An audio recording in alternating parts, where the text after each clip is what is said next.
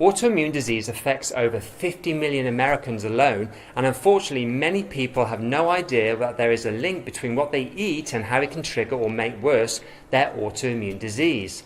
So in today's video I'm going to look at what some of these foods are and show you what to exclude to help you reverse Hashimoto's and other autoimmune challenges.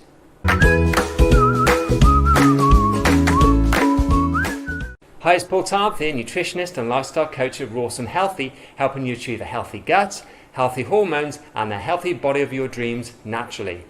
Now, just before we get started, make sure to subscribe to our channel and press that bell notification to stay up to date with our latest videos. Now, many people don't know or understand that what they eat can have a very big impact upon their health, and one disease that this is certainly relevant to is autoimmune disease. Let's take Hashimoto's for example, which is an autoimmune disease of the thyroid gland.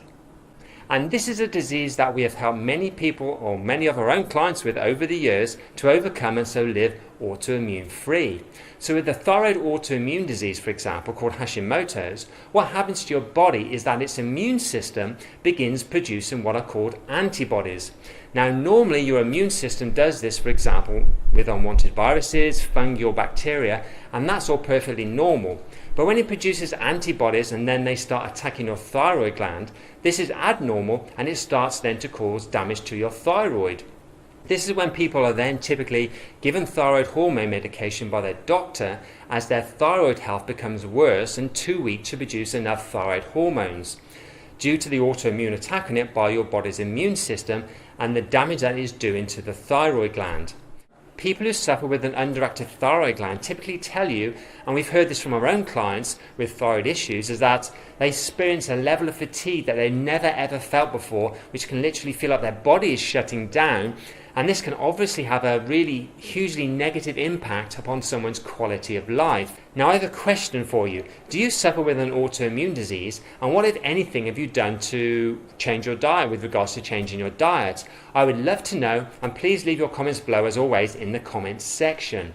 Now, one thing about Hashimoto's and autoimmune disease is that you can not only improve it but also reverse it naturally.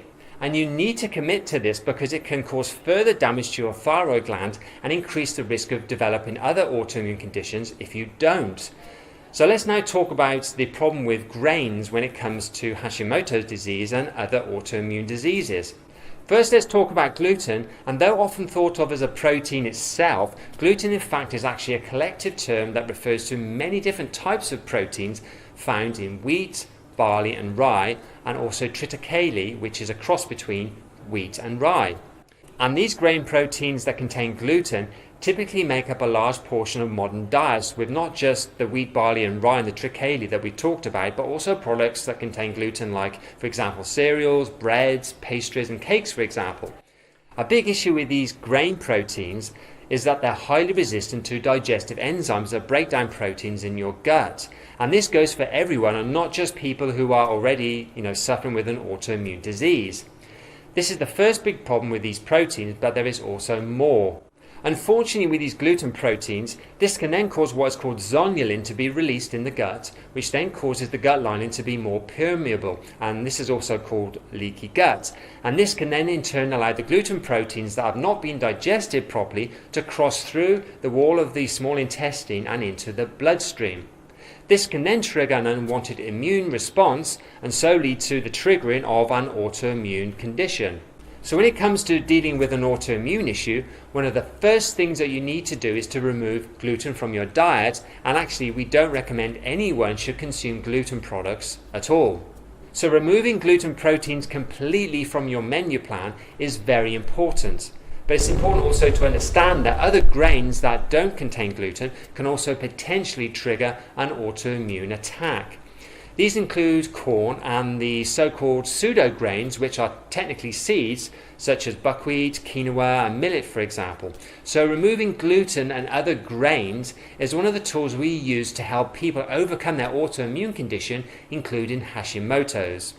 Although some people can get away with grains not triggering their autoimmune condition, others will find that it does make things worse. So if you find yourself in this same situation, then you'll need to monitor your body's reaction to them and your antibody levels. Now, we've helped a lot of women reverse their Hashimotos over the years with the help of the high carbohydrate, low fat, whole foods plant diet that's based around lots of raw foods. Now, this diet is anti-inflammatory and can help you not only reverse an autoimmune condition, but also optimize the health of your liver and your gut, which are very important for your overall health. So if you're wondering exactly how can you put it all together into practice to reverse your Hashimoto's and other health challenges, I would like to invite you to our free online masterclass where you can learn the 5 steps that our clients use to balance their autoimmune disease naturally and lose up to 50 pounds of excess weight without carbohydrate restriction. So grab your spot at www.rawsomehealthy.com/webinar. Thanks for watching, and I'll see you again.